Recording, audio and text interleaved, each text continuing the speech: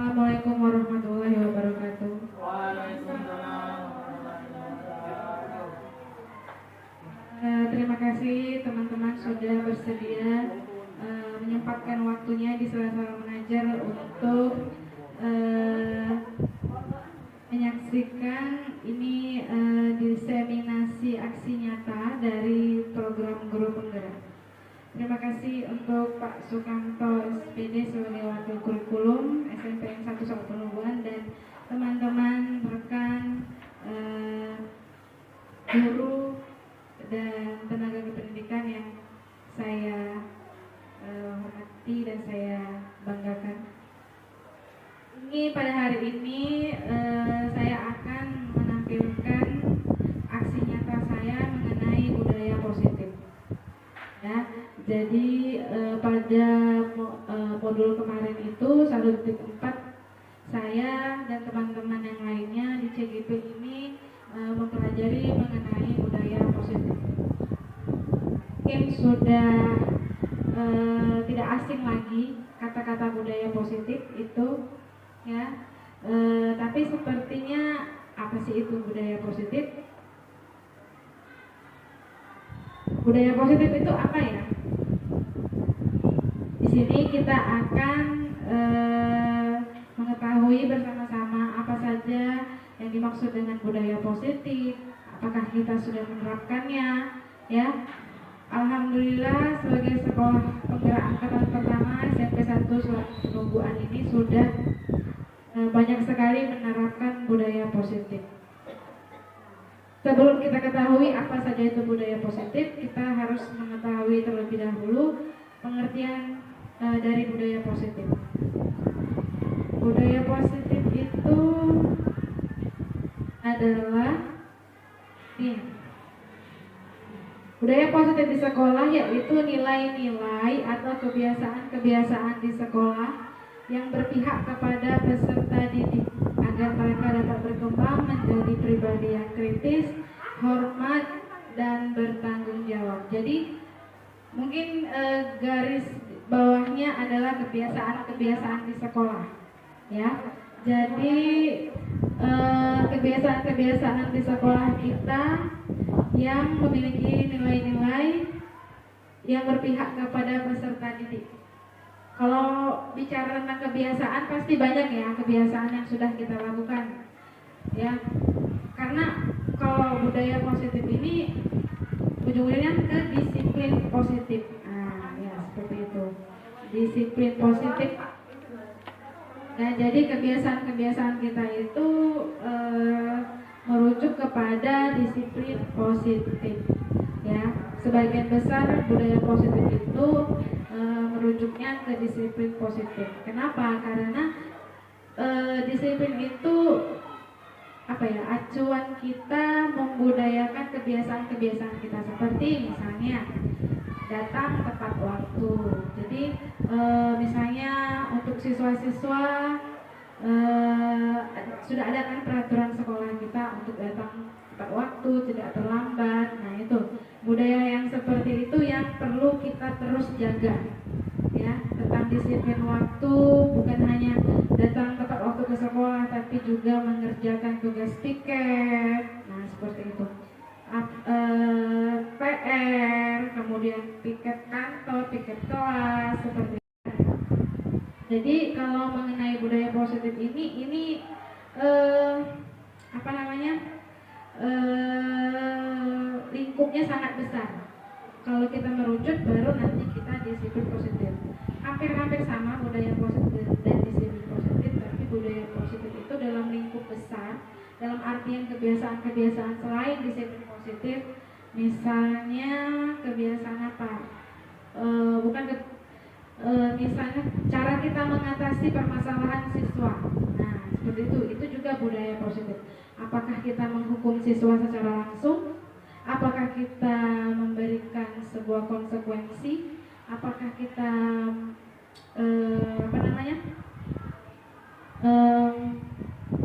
tidak membebankan hukuman sepenuhnya kepada siswa, tapi ada mendidiknya sedikit. Nah, itu bagaimana cara kita nanti dijelaskan lagi bagaimana cara kita menyelesaikan permasalahan siswa.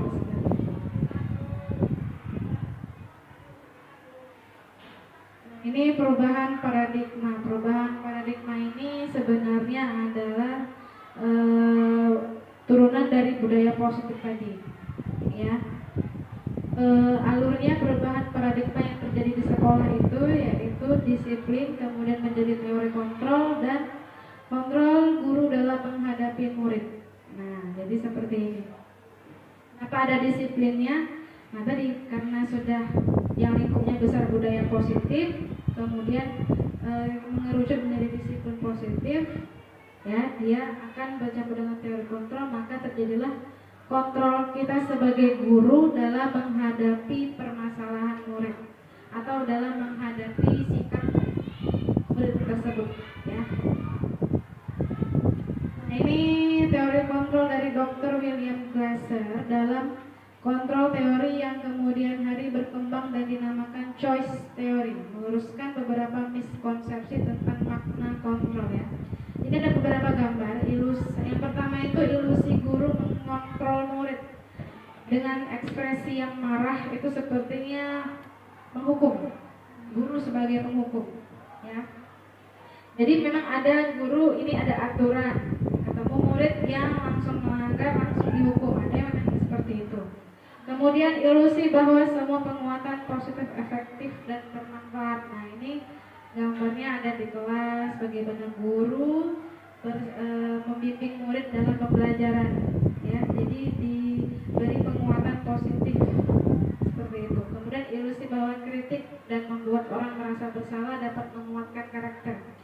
Maksud dari kritik ini membuat orang merasa bersalah ini kita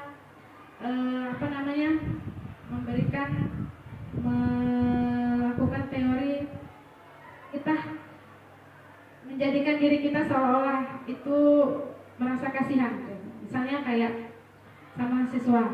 Nanti kita jelaskan nanti dalam lagi nanti di restitusi yang akan saya jelaskan.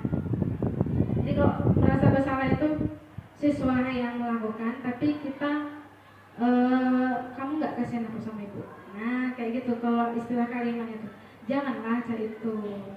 Kasihan kan sama orang tuamu. Nah, jadi ada rasa kita menyalahkan dia, tapi membuat rasa kita tuh kasihan seperti itu. Kemudian ada ilusi bahwa orang dewasa memiliki hak untuk memaksa. Nah ya ini hampir sama dengan yang pertama tadi, ya. Jadi karena paksaan dan hukuman seperti itu. Lanjut. What is discipline? Apa itu disiplin? Ya, jadi ketika mendengar kata disiplin pasti di dalam benak kita adalah mengenai tanggung jawab tepat waktu, ya, datang tepat waktu, tanggung jawab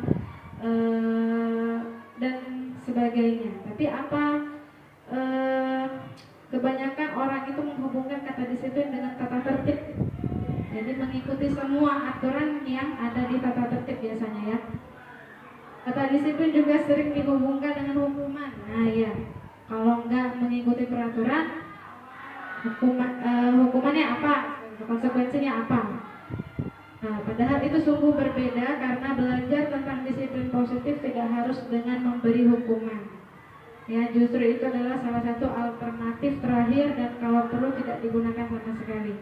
Jadi sekarang ini hukuman itu kalau bisa tidak digunakan sama sekali, kalau bisa, karena dalam kurikulum merdeka kita ini siswa itu apa ya? Ada prinsip kita berpihak pada murid. Jadi sebisa mungkin kita mengerti kondisi siswa kita mengerti keadaan mereka, mengapa mereka melakukan hal itu, kenapa mereka melakukan kesalahan. Nah itu. Jadi ada seperti pengertian seperti yang dituntut dari seorang guru, ya, sehingga hukuman itu tidak akan diberikan kecuali kalau benar-benar terpaksa dan memang harus diberikan supaya menjadi contoh kepada siswa lain, ya. Itu alternatif terakhir kalau bisa. Oke, selanjutnya Bu Sri, tolong. Ini menurut Ki Hajar Dewantara, mana kemerdekaan di situ harus ada disiplin yang kuat. Sungguh pun disiplin itu bersifat self disiplin, yaitu kita sendiri yang mewajibkan kita dengan sekeras-kerasnya. Tapi itu sama saja, sebab jikalau kita tidak melakukan self disiplin, wajiblah penguasa lain mendisiplin diri kita. Dan peraturan demikian itulah harus ada di dalam suasana yang merdeka. Ini masih tentang disiplin ya, self disiplin, bagaimana kita mendisiplinkan diri kita terlebih dahulu. Jadi sebelum kita mengajak atau mengajak orang-orang untuk berdisiplin, alangkah baiknya kita disiplin pada diri kita sendiri. Ya, kita disiplin waktu, kita tanggung jawab dan lain sebagainya. Lanjut Bu Sri. Nah jadi ini disiplin adalah kemampuan memerintah diri sendiri dalam mengontrol dan menguasai diri untuk memilih tindakan yang mengacu pada nilai-nilai yang kita hargai dengan penuh tanggung jawab tanpa terperintah orang lain. Nah yang ini yang susah, tanpa terperintah orang lain. Berarti bagaimana cara kita memunculkan rasa disiplin itu terlebih dahulu dari dalam diri kita. Ya, kita bisa minta anak, ayo nak datang tepat waktu, ayo nak kerjakan piket, misalkan seperti itu. Alangkah baiknya kalau kita mencontohkannya terlebih dahulu, ya. Dengan berbagai macam permasalahan yang ada di rumah, di semua dalam hidup kita, ketika kita di sekolah, alangkah baiknya ya kita disiplin seperti itu. Datang masuk ke kelas pun seperti itu, ya.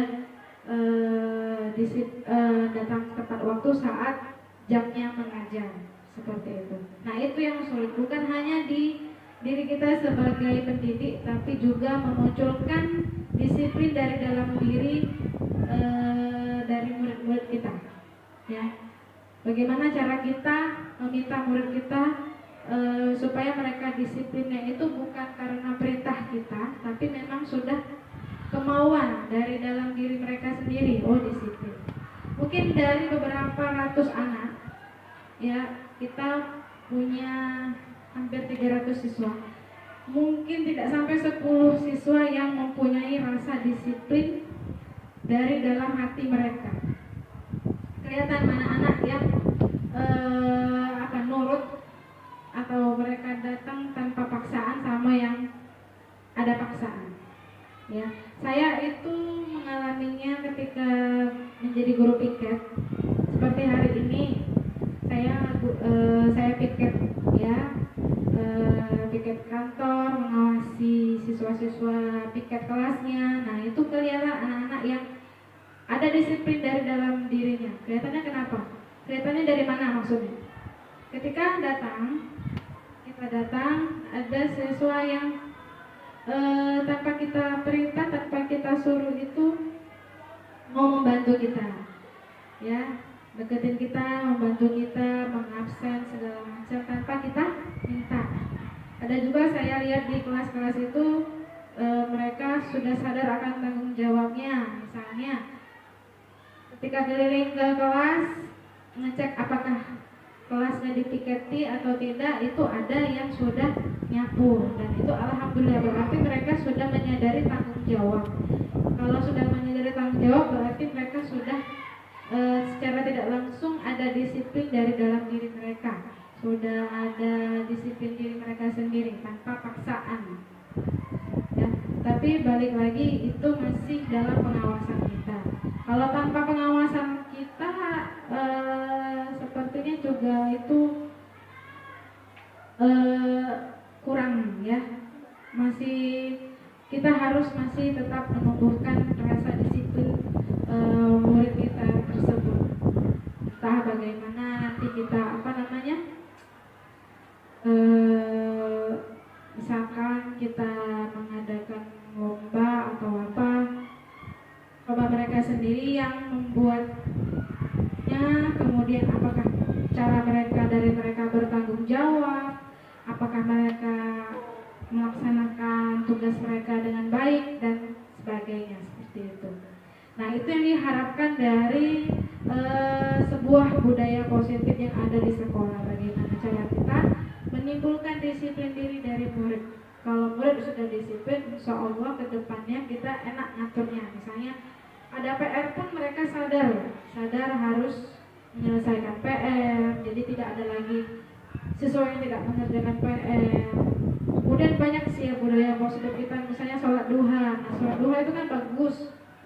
Harusnya tanpa kita ingatkan, ayo nak besok yang sholat duha kelas 8C. Nah, itu harusnya tanpa mereka ingatkan, mereka harusnya sudah siap bawa peralatan dari rumah seperti itu, mukena atau sarung. Nah, ini kan kita masih proses menumbuhkan disiplin tadi, karena hanya sedikit masih yang baru sadar akan disiplin itu. Jadi masih kita harus diingatkan. Biasanya kan guru pikir di akhir jam pelajaran itu, ayo nak yang besok sholat duha kelas 8C misalkan, masih harus diingatkan. Nah, itu PR kita ke depan, bagaimana cara kita itu mengajak anak ada sebuah tanggung jawab, kewajiban mereka tanpa harus kita ingatkan, mereka laksanakan seperti itu harapan kita. Nah, itu yang masih susah kita terapkan, ya. Tapi kalau dilihat dari karakter siswa kita sekarang ini kelas 7, 8, 9, insya Allah sepertinya anak-anaknya tidak terlalu yang macam-macam. Karakternya masih bisa dibentuk, masih bisa diomongin, ya. Tidak terlalu keras kepala seperti beberapa tahun yang kemarin itu kan. Jadi diharapkan dengan disiplin kita yang kita terapkan sekarang ini, semoga saja mereka itu bisa mendisiplinkan diri mereka sendiri. Kan bagus sholat duha itu kan, jadi mereka besok sholat.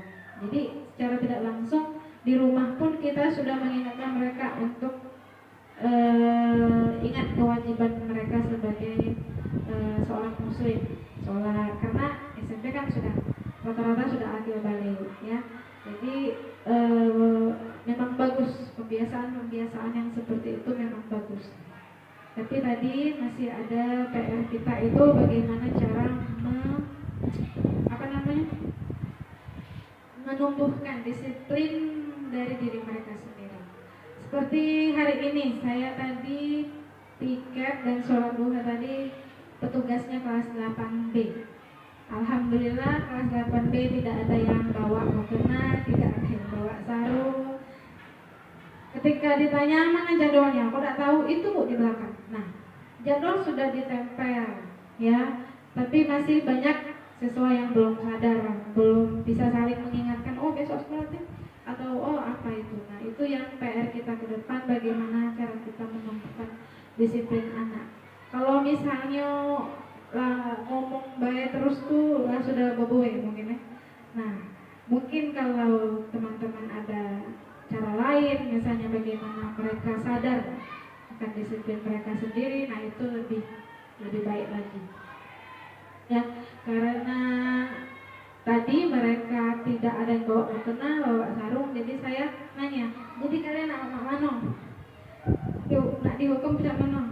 Apa memang bersih-bersih baiklah kami. Nah, seperti itu. Jadi akhirnya saya mereka minta bersih-bersih, saya arahkan ke musola. Jadi masih temanya sama, tapi bukan sholat duha, tapi di musola, bersih-bersih di musola. Jadi masih sangat sedikit menumbuhkan rasa disiplin kita terhadap murid itu, ya. Lanjut Bu Sri. Ini teori motivasi perilaku manusia. Namanya motivasi itu kan kita punya, setiap manusia pasti punya motivasi. Motivasi di sini ada motivasi eksternal dan internal. Namanya eksternal mungkin sudah tahu, eksternal berarti dari luar. Apa sih motivasi kita dari luar? Internal dari dalam. Apa motivasi kita dari dalam diri kita sendiri? Nah, ini Untuk menghindari ketidaknyamanan atau hukuman. Nah, ini motivasi eksternal itu biasanya karena kita tidak mau dihukum. Karena adanya peraturan yang harus ditaati, maka kita tidak tidak nyaman dengan hukuman, tidak mau dihukum, makanya kita melakukan itu. Jadi kita melakukan sesuatu itu masih ada motivasinya apa? Apa kesadaran diri sendiri? Nah, dari yang dalam tadi, yang kesadaran diri sendiri itu masuk ke motivasi internal, ya. Dia muncul sendiri dari dalam diri kita. Misalnya menaati peraturan itu bukan karena takut pada hukuman atau ingin mendapatkan penghargaan, bukan.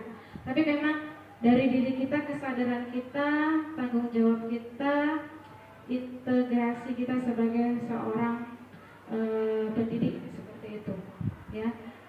Tadi apa yang akan terjadi jika saya tidak melakukannya, terus untuk mendapatkan imbalan dari orang lain, apa yang akan saya dapatkan ketika saya melakukannya. Kemudian untuk menghargai diri lain, ya, motivasi internal ini menghargai diri sendiri. Saya akan menjadi orang seperti apa jika saya melakukannya.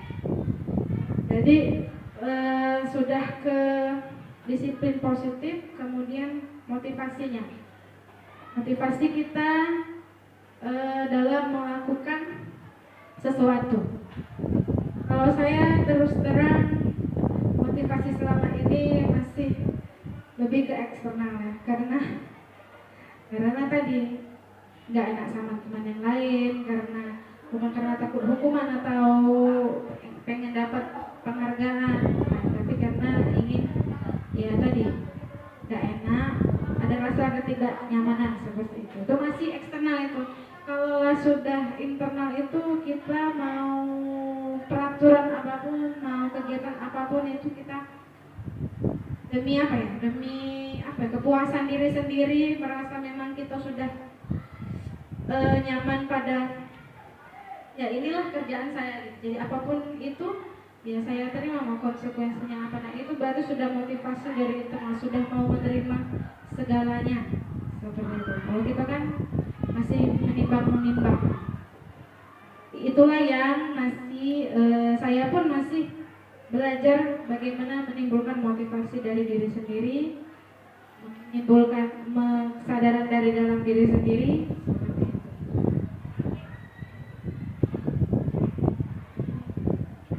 Kemudian hukuman, konsekuensi, dan restitusinya. Yang ini yang pembahasan yang saya tadi bilang mengenai hukuman, konsekuensi, atau restitusi. Kalau dari kata dari tiga kata tersebut, hukuman, konsekuensi, restitusi, yang mana yang paling berat? Restitusi. Yang paling berat menurut kalian, menurut teman-teman apa? Hukuman. Oke. Hukuman itu di sini memang saya tidak jelaskan, ya. Tapi hukuman itu adalah sebenarnya lebih ke negatif, ya. Arahnya itu lebih negatif hukuman, entah dia keliling lapangan dan itu dilakukan secara spontan. Misal di seorang siswa A datang terlambat, laporlah guru piket, saya hari ini guru piket, karena emosi capek keliling-keliling kelas. Nah, apa telat?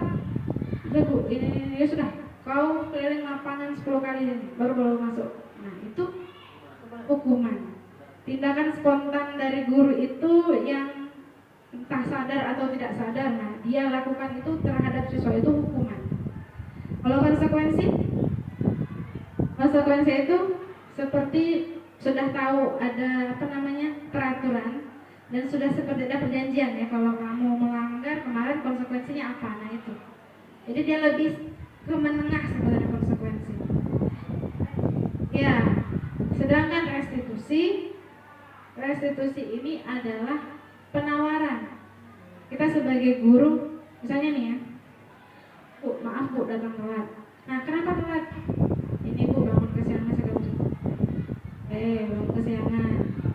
Jadi sekarang mau bagaimana? Kamu datang telat, kesiangan, sekarang sama untuk menebus kesalahanmu tuh bagaimana? Jadi kita menawarkan. Ya Bu, aku masih ke WC dulu. Nah, ya Bu. Nian ya Bu. Janji ke depan tidak lagi gitu Bu. Nah, jadi mereka membuat apa ya? Membuat mereka hukuman mereka sendiri. Jadi kita tidak maksa, jadi tapi mereka yang menawarkan seperti itu. Ya WC guru atau WC siswa, nah seperti itu, atau membersihkan perpus misalnya, seperti itu.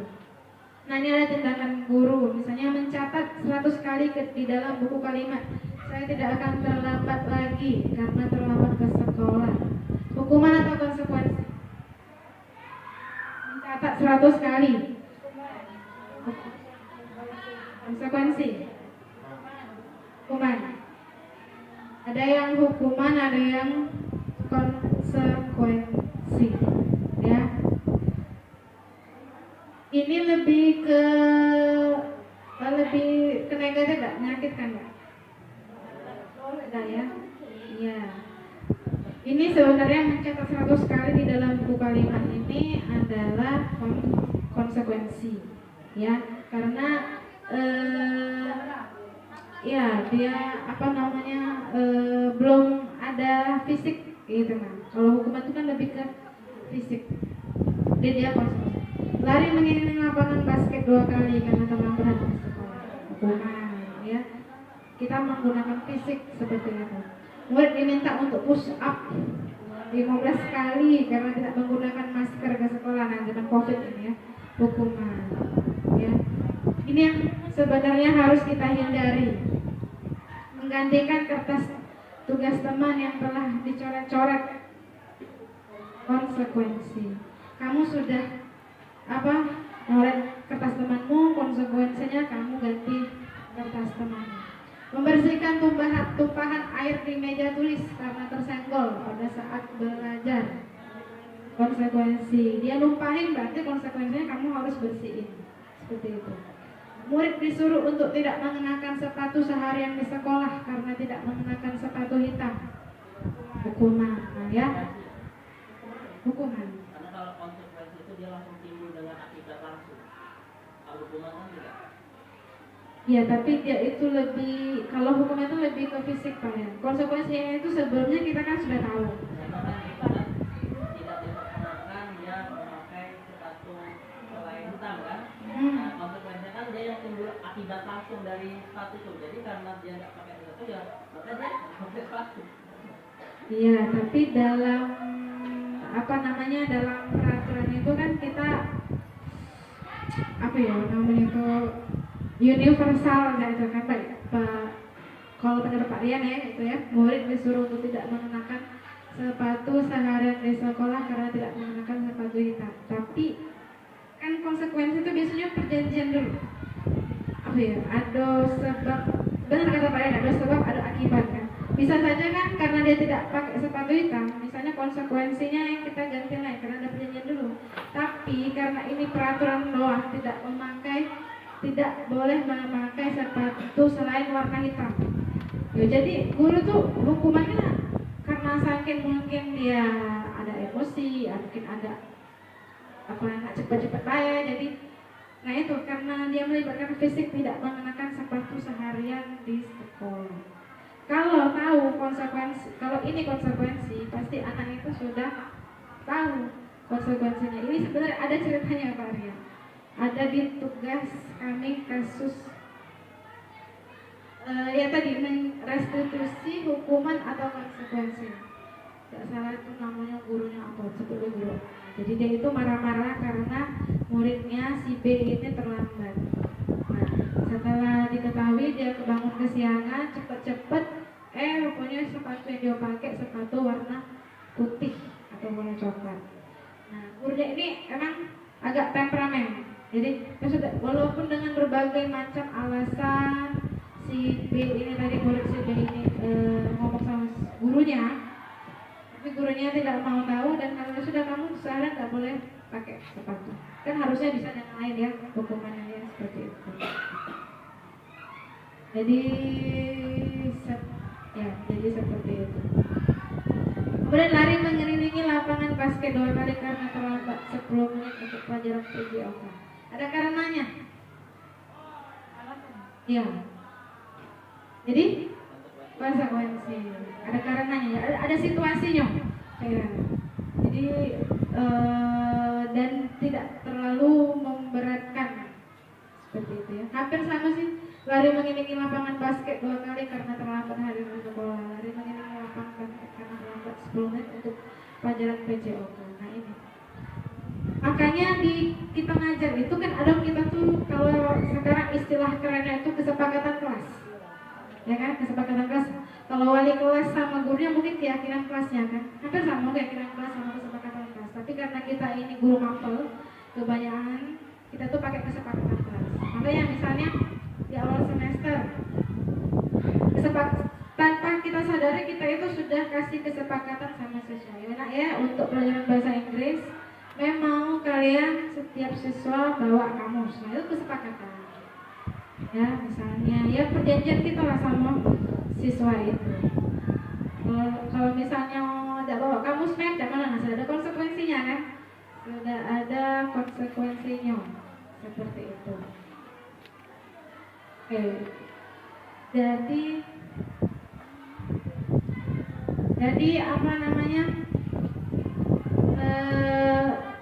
Karena sudah ada konsekuensi tadi ya mau tidak mau kalau kita melanggar ada itu sudah tahu apa yang harus kita lakukan lain dengan hukuman.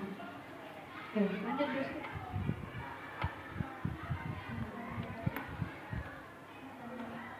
Kalau hukuman ya. Lanjut. Nah, ini perbedaan hukuman dan konsekuensi. Hukuman itu sesuatu yang menyakitkan harus terjadi. Kalau konsekuensi sesuatu yang harus terjadi. Nah, lebih ke fisik hukuman ya, membuat anak sakit.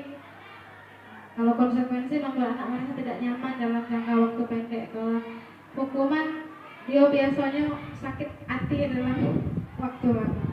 Ya Allah, aku sama ibu itu ya Allah, kalau bapak itu ngajak. Jadi dia merasa kayak iya lah misalnya enggak pakai sepatu seharian atau misalnya apa gitu kan. Hukuman itu kemudian anak membenci, jadinya akibatnya karena hukuman tadi anak membenci kedisiplinan. Kalau konsekuensi anak menghargai disiplin. Kemudian paksaan, ada paksaan kalau di hukuman itu. Kalau konsekuensi stimulus tanggapan. Hukuman mendorong anak menyakiti diri sendiri, konsekuensi mendorong anak agar mudah menyesuaikan. Kalau hukuman konsep diri yang buruk, kalau konsekuensi konsep diri yang baik. Kemudian hukuman anak belajar menyembunyikan kesalahan, kalau konsekuensi anak belajar untuk mematuhi peraturan. Kalau hukuman dia muncullah rasa marah, rasa bersalah, dipermalukan, merasa tidak dihargai. Sedangkan konsekuensi ya dia kehilangan hak, dia buat tidak nyaman kayak dia diasingkan untuk sementara waktu. Tapi tadi kayak lari keliling tadi kan, kalau sudah 2 keliling ya dia dikembalikan lagi ke teman-temannya, ikut pelajaran seperti biasanya. Jadi tadi kalau aku sih ingatnya biar cepat itu hukuman itu fisik, konsekuensi lebih bisa ada minggu sebenarnya. Ini hukuman, konsekuensi, restitusi. Nah ini ada restitusi tambahannya. Restitusi itu merupakan pilihan. Jadi pilihan tadi kita tawarkan kepada siswa. Kamu nak cak mana? Seperti itu. Menguatkan untuk murid anak dalam jangka waktu panjang. Korban mendapatkan ganti. Kemudian ya kalau kita menyakiti orang ya kita harus ganti kerugian tadi. Murid atau anak mendapatkan penguatan dan masalah terpecahkan. Ini ada tugasnya kemarin itu. Waktu minggu lalu harusnya waktu pramuka itu saya harusnya mewawancarai 2 siswa. Mewawancarai 2 siswa dengan tema misalnya ada yang terlambat sekolah, ada yang misalnya ribut di kelas. Nah itu bagaimana cara kita menangani siswa dengan menggunakan restitusi. Ya, jadi misalnya nih ada anak yang ribut di dalam kelas, kita panggil keduanya. Kalau restitusi itu sebenarnya ada 3 tahap. pertama kita mengidentifikasi, menstabilkan identitas. Jadi kita tahu dulu, bawa dulu anaknya, tanya kenapa melakukan itu, kenapa, apa alasannya, seperti itu. Kemudian tahap kedua itu validasi. Nanti validasi itu kita validasi tindakan yang salah tadi. Kamu tahu itu salah, yang benarnya cak mano, harusnya seperti apa. Nah, terakhir baru menanyakan keyakinan kelas. Lanjut Bu Sri. Nah, ini keyakinan kelas yang saya bicarakan tadi ya. Nilai-nilai kebajikan universal yang disepakati secara tersirat dan tersurat lepas dari latar belakang suku, negara, bahasa maupun agama. Seseorang akan lebih tergerak dan bersemangat untuk menjalankan keyakinannya daripada hanya sekedar mengikuti serangkaian peraturan tertulis tanpa makna. Jadi keyakinan kelas itu adalah nilai-nilai kebajikan universal. Misalnya apa baik? Ya, misalnya kalau di kelas itu kan tidak ya, tapi tidak boleh pakai kata tidak. Itu apa? Jadi dilarang, senang kita tidak boleh berlari di dalam kelas. Nah, itu diganti tidak bolehnya menjadi anak-anak dilarang juga tidak boleh. Jadi harus diganti dengan kalimat yang positif. Misalnya berjalan di dalam kelas. Berarti kan tidak boleh berlari, seperti itu. Kemudian melaksanakan piket. Nah, itu lebih ke kalimat yang positif. Jadi tidak ada boleh kata tidak boleh ada kata tidak dan dilarang. Seperti itu. Itu keyakinan kelas. Ya, misalnya jadi misalnya senyum, salam, sapa di dalam kelas, misalnya. Itu keyakinan kelas. Kalau di SD itu sekolah itu banyak ditempel loh keyakinan kelasnya. Halnya merapikan meja dan kursi sebelum pulang sekolah, seperti itu. Ya. Dan banyak yang lain. Jadi kalimat negatif itu dirubah menjadi kalimat positif. Nah, itu keyakinan kelas. Sebenarnya bagus itu untuk kita contoh di kelas-kelas kita ya, membuat besar-besar, lebar karton besar keyakinan kelas. Jadi siswa itu tahu.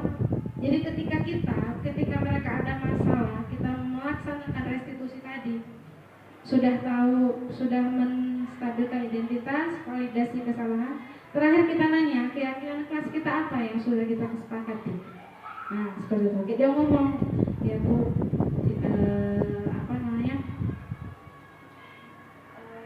tidak boleh mengejek itu misalnya berkata yang baik itu. Nah, berarti kamu tahu kan keyakinan kelas kita gitu. Jadi apa konsekuensinya? Apa? Jadi mereka sudah tahu itu. Jadi kenapa harus dilanggar? Kebiasaan kita sekarang ini, kita itu peraturan kita itu universal saja. Peraturan sekolah itu sampai peraturan sekolah baik, tapi di dalam kelas belum ada yang spesifiknya. Makanya jadi mereka itu banyak yang belum paham konsekuensi dari tindakan mereka itu apa, seperti itu. Diharapkan kalau sudah tahu ini kan nanti kan ada di setiap kelas itu keyakinan kelas ditempel besar-besar. Mungkin saja keyakinan kelas 7 beda dengan kelas 8 atau kelas 9, ya kan? Keyakinan kelas seperti itu. Nilai-nilai kebajikan universal tadi itu banyak sebenarnya. Misalnya saling menghormati, saling menghargai, ya, melaksanakan kejujuran, kedisiplinan. Nah, itulah nilai-nilai kebajikan universal. Ini pembentukan keyakinan kelas. Jadi keyakinan kelas itu bersifat abstrak daripada peraturan yang lebih rinci dan konkret. Ya, kalau peraturan kan dia lebih rinci ya, lebih konkret. Tapi kalau keyakinan kelas dia sifatnya di kelas itu saja dan bersifat abstrak ya. Keyakinan kelas berupa pernyataan-pernyataan universal umum, misalnya menjaga kebersihan, bertanggung jawab, jujur. Nah, itu adalah keyakinan kelas kita.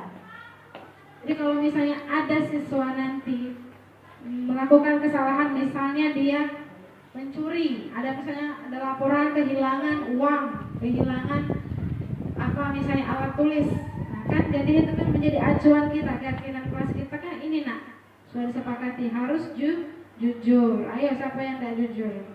Nah, jadi seperti itu. Ini yang saya rasa perlu dari sekarang kita, terutama misalnya saya jadi wali kelas itu, dan kelas atau kesepakatan kelas kita buat besar, sepakati bersama. Jadi mereka pas nak bertindak itu sudah tahu, harus jujur. Nah seperti itu. Jadi kalau tidak bisa lagi mereka nak ngeles atau istilahnya tuh bersirat lidah ngomong yang lain, kan itu sudah sepakati. Nah seperti itu. Hindari hal-hal yang demikian. Keyakinan dulu, peraturan sekolah turunnya menjadi keyakinan kelas, baru kesepakatan kelas. Sebenarnya sama basic, keyakinan sama kesepakatan hampir sama. Tapi kalau aku membedakannya, keyakinan itu lebih ke guru wali kelasnya, seperti itu.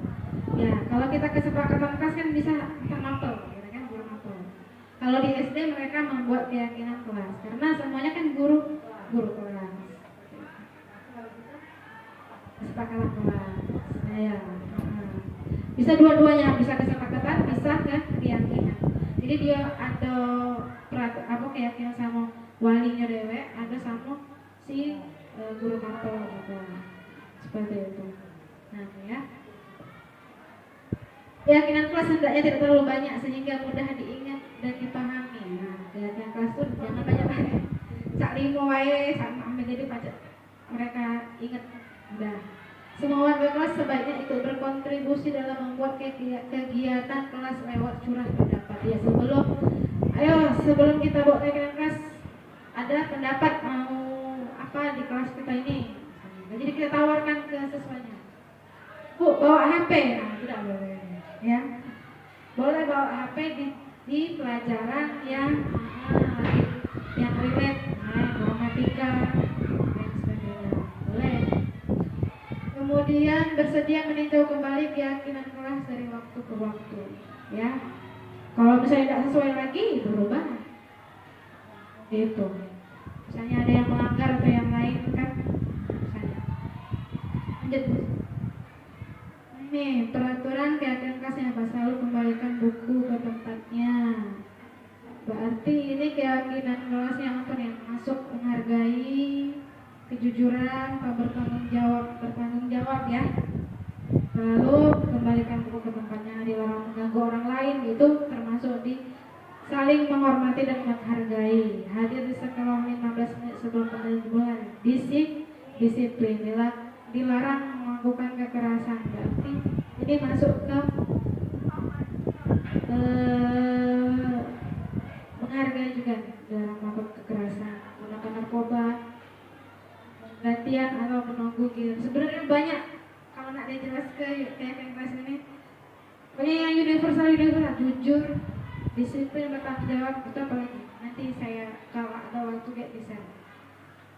Lanjut terus. Ini tanggung jawab tadi. Nah ini tanggung jawab kan tadi, dilarang menghormati, hadir di sekolah, komitmen ya, menghormati orang lain, komitmen, melakukan kekerasan, keselamatan, dilarang menggunakan narkoba, kesehatan, bergantian atau menunggu giliran, disiplin dan sabar. Gunakan masker itu untuk kesehatan atau keselamatan, jangan berada di kelas untuk keselamatan juga dan keamanan. Lanjut terus.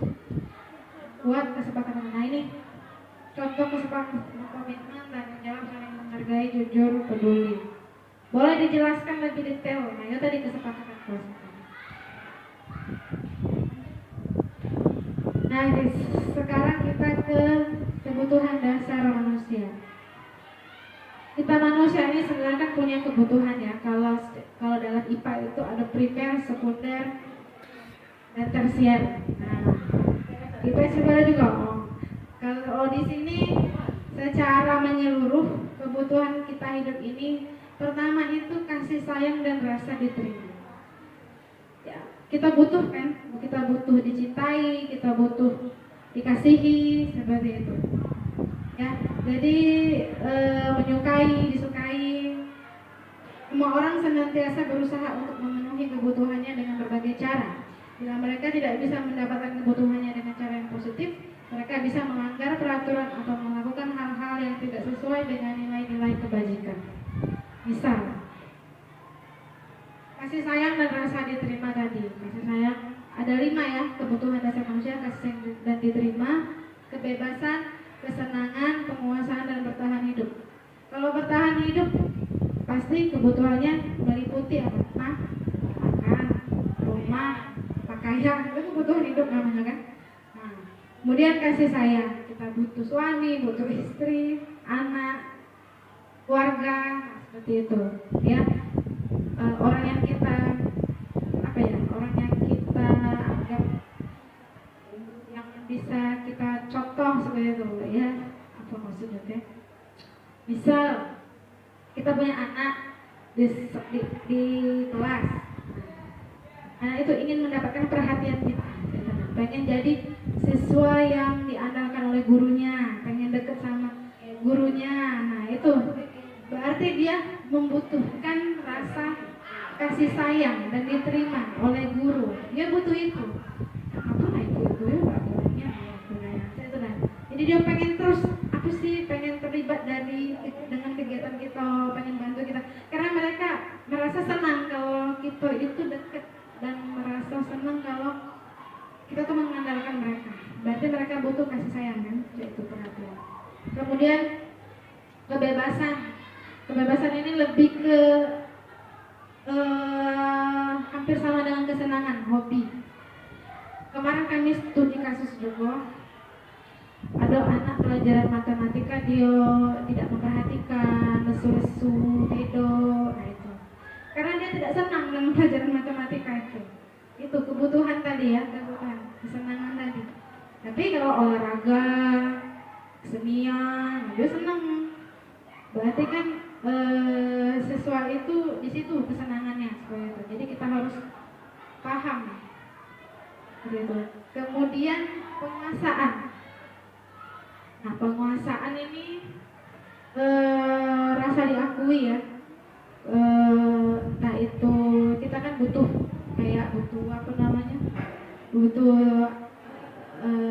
misalnya kayak menjadi wali kelas, menjadi wakil, seperti itu ya, menjadi kepala sekolah. Nah itu penguasaan. Kalau di siswa itu mereka menjadi perangkat kelas, jadi ketua OSIS, jadi menunjukkan kekuasaannya tadi. Nah ini 5 kebutuhan dasar manusia tadi. Lanjut Bu. Nah ini ada 5 posisi kontrol. Posisi kontrol ini adalah ketika kita menghadapi permasalahan murid. Yang tadi saya ceritakan tadi, kalau misalnya ada anak yang tidak pakai sepatu warna hitam, ada penghukum. Nah, yang kayak kalimat tidak pakai sepatu seharian, itu gurunya memposisikan dirinya sebagai penghukum. Dia melibatkan fisik, ya penghukum. Berarti guru itu posisi dia itu sebagai penghukum. Kemudian pembuat rasa bersalah. Kita pembuat bersalah. Nah, yang tadi saya bilang, kamu tidak kesian apa sama ibu? Cobalah jangan lagi dilakukan. Kesian orang tuamu. Jadi kita seolah-olah menyalahkan dia, tapi kita biar mereka tuh mengasihani kita. Kemudian posisi sebagai teman. Ya, posisi sebagai teman ini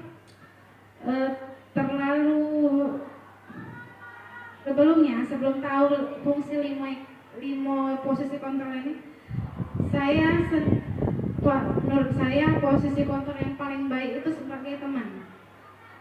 Sebelum saya belajar ya, karena saya anggap kalau murid itu teman saya enak ngaturnya dia teman. Maksudnya, oke, jangan datang ya.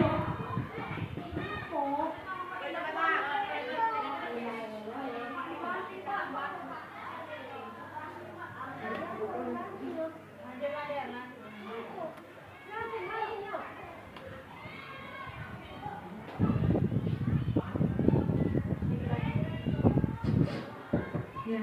Kemudian pemantau dan manajer, ya. Pemantau itu kita hanya mengecek kayak misalnya kamu sadar tidak melakukan itu, kamu ini, nah itu pemantau. Kalau manajer, nah itu yang saya lakukan pas saat restitusi tadi, meminta siswa itu menawarkan hukuman berdasarkan mereka sendiri, ya itu masuk ke manajer. Nah paling baik sebenarnya, yang paling baik dari kelima ini adalah posisi sebagai manajer. Posisi sebagai manajer, karena manajer itu tadi menyelesaikan masalah menggunakan restitusi, dia menstabilkan identitas dulu, permasalahannya apa, kemudian ditindak bagaimana validasinya, kemudian terakhir keyakinan kelas. Nah itu manajer tadi ya posisinya. Jadi dia netral di tengah-tengah. Bapak dan Ibu sekarang ada di posisi manakah? Mungkin kalau ditanya satu, teman-teman mungkin ada yang sebagai pembuat rasa bersalah, ada yang sebagai teman, ada yang sekedar mantau-mantau mengecek, atau sebagai penghukum, ya. Mungkin yang agak baru tuh manajer. Kalau manajer itu ya tadi menerapkan dia restitusi tadi. Jarang kan kita jadi kona apa, kita hukumannya biasanya kita kan langsung bayar seperti itu. Kalau misalnya mereka sesuatu itu berbuat salah. Lanjut.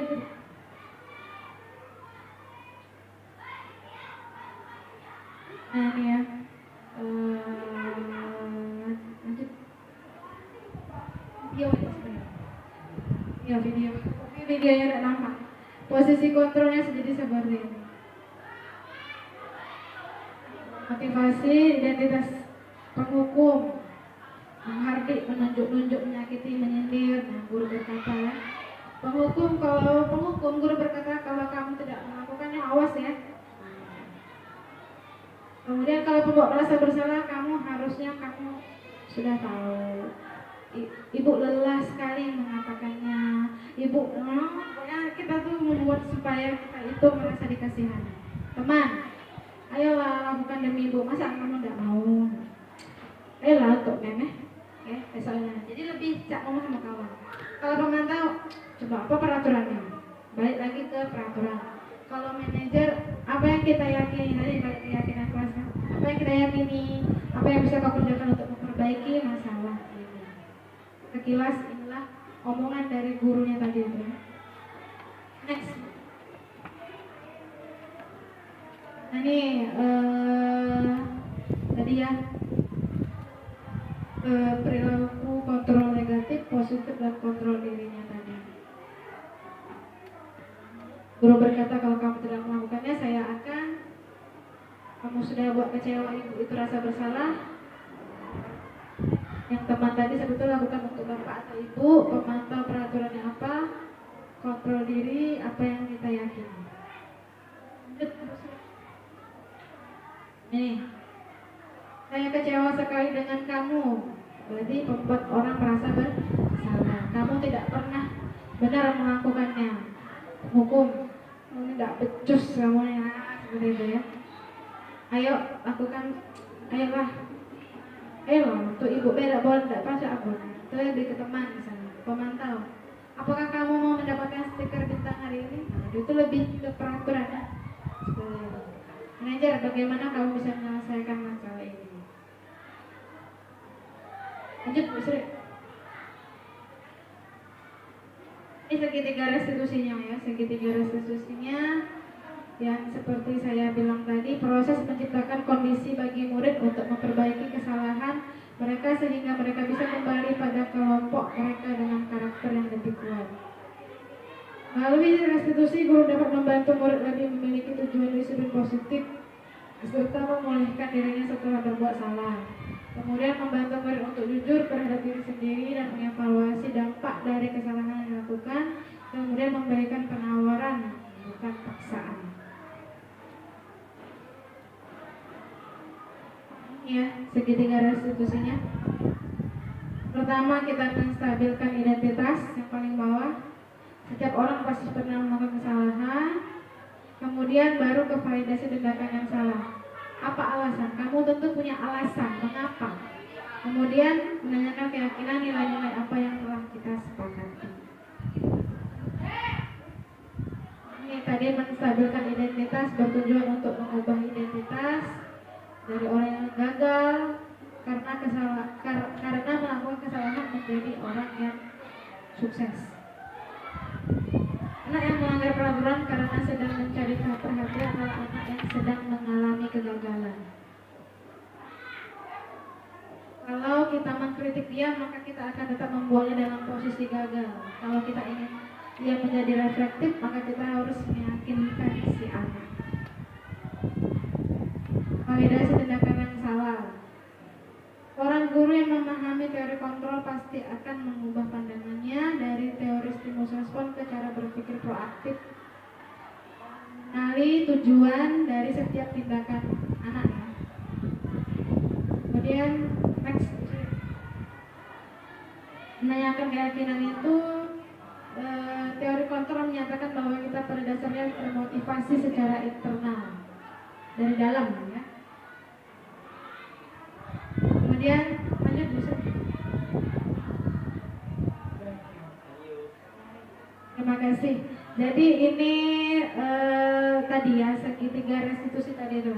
Bagusnya tadi itu harusnya ada video bagaimana cara kita mengaplikasikan mengaplikasikan segitiga restitusi untuk menyelesaikan suatu permasalahan.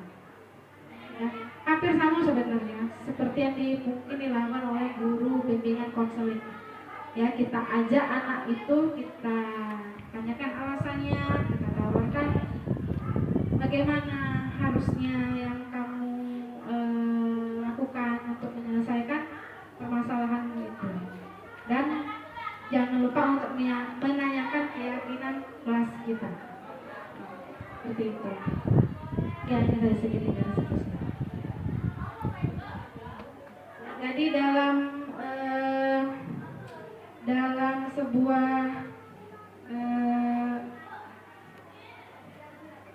tempat pendidikan, ya, sebuah wadah pendidikan atau sekolah, itu kita semua harus bekerja sama, baik guru, kepala sekolah, semua stakeholder yang ada di sekolah itu, murid, warga sekolah lainnya, bahkan penjaga kantin pun juga termasuk di dalamnya. Bagaimana kita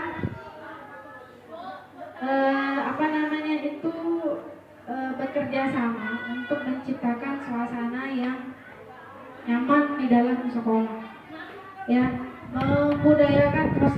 mengembangkan budaya positif tadi, ya.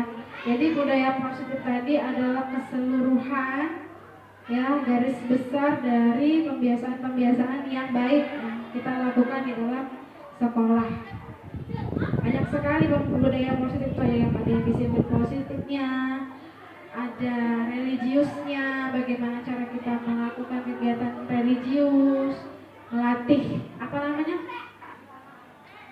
kedisiplinan anak dari dalam diri mereka sendiri. Nah, itu termasuk di budaya positif, ya, termasuk di keyakinan kelas.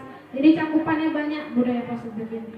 Kalau mau di absen satu-satu itu dari disiplin positif dari diri kita sendiri, itu sudah termasuk budaya positif. Kemudian membuat keyakinan kelas atau kesepakatan kelas itu juga budaya positif.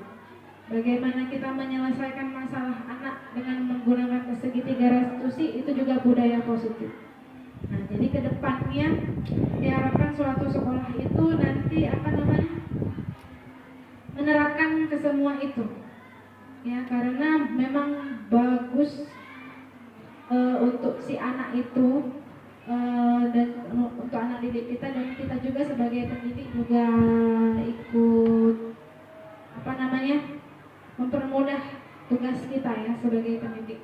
Memang banyak sekali teman-teman, tugas kita ini selain mengajar, ya, selain mengajar juga kita mendidik anak.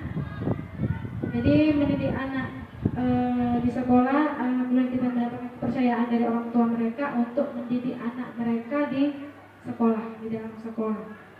Ya, jadi kita juga membentuk karakter mereka. Jadi tadi membentuk karakter dengan apa? Dengan keyakinan kelas, kesepakatan kelas, dengan bagaimana cara kita menyelesaikan permasalahan dengan mereka. Nah, itu secara tidak langsung sudah membentuk karakter mereka. Ya, mungkin kalau orang tuanya di rumah itu yang strict, yang keras, mungkin anaknya juga ikut keras. Nah, bagaimana kita mengubah karakternya? Bukan mengubah, tapi menstimulus karakter itu supaya lebih lembut atau menjadi lebih lembut atau seperti itulah. Ya, karena itulah tujuan dari pembelajaran kita, ya, kurikulum kita, kurikulum Merdeka. Walaupun kurikulumnya namanya kurikulum Merdeka, tapi bukan berarti merdekakan semua kegiatan belajar mengajar atau sebagainya, tidak. Hanya kita tetap menomorsatukan siswa, menomorsatukan murid. Dan itulah ya tadi, sambilan saja, karena kita bukan hanya mengajar, kita juga mendidik, kita juga punya tugas lain di luar mengajar, ya. Misalkan kita sebagai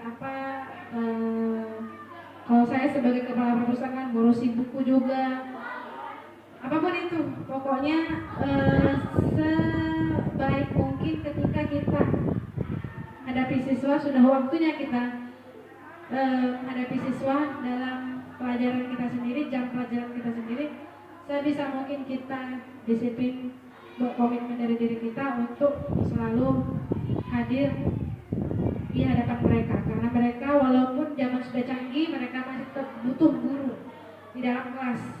Walaupun mereka bisa buka HP, buka laptop, internet, tapi masih butuh guru untuk menjelaskan.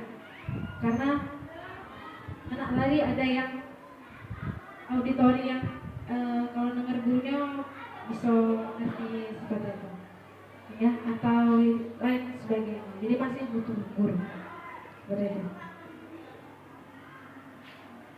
Jadi banyak sekali pembelajaran hari ini yang sudah kita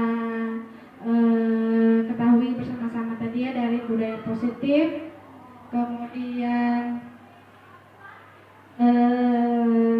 kebutuhan dasar manusia, kemudian ada juga segitiga restitusi, kemudian ada posisi kontrol guru, 5 posisi kontrol guru, ya. Kalau terus terang saja, saya sebenarnya masih menerapkan posisi sebagai teman.